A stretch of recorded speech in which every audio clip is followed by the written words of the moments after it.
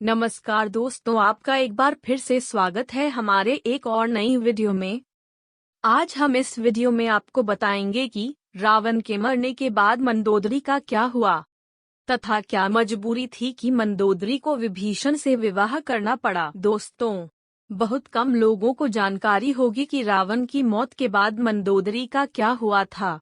दरअसल मंदोदरी ने रावण के वध के बाद उनके छोटे भाई और लंका के नए राजा विभीषण से विवाह कर लिया था। दरअसल पूर्व जन्म में मेंढकी थी मंदोदरी।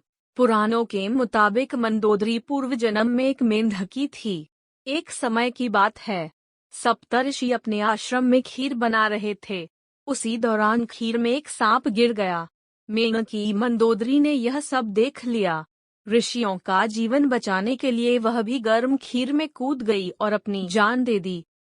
ऋषियों का जीवन बचाने के लिए मेंढकी ने दे दी अपनी जान।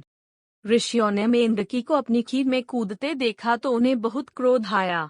वे गुस्से में आकर खीर से भरा पतीला फेंक रहे थे। उसी दौरान उन्होंने देखा कि खीर के अंदर सांप भी मरा हुआ था। वे समझ गए कि मेंढकी ने उनका जीवन बचाने के लिए अपने प्राण त्याग दिए।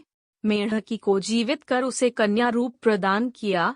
उन्होंने मंदोदरी को वापस जीवन दान देकर एक कन्या का रूप दिया। तब से कहा जाता है कि मंदोदरी सप्तऋषियों की संतान थी। वह कन्या सप्तऋषियों के साथ ही रहने लगी। कुछ समय बाद ऋषियों ने सोचा कि एक कन्या का ऋषियों के पास क्या काम, कहीं कोई उनके ऊपर लांछन न लगा दे। ऋषि कश्यप के पुत्र मायासुर ने किया पालन पोषण। इसके बाद महान ऋषि कश्यप के पुत्र मायासुर को बुलाया गया और कहा गया कि इस कन्या को तुम अपने पास रखकर देखभाल करो। मायासुर ने वचन दिया कि मंदोदरी को वे अपनी पुत्री ही समझेंगे और उसका पालन करेंगे। बाद में मंदोदरी की शादी लंकापति रावण के साथ हो गई। इस शादी से मंदोदरी को 2 पुत्र मेघनाद और अक्षय प्राप्त हुए। रावण को सीता लौटा देने की सलाह दी। वह रावण की बेहतरीन सलाहकार थी।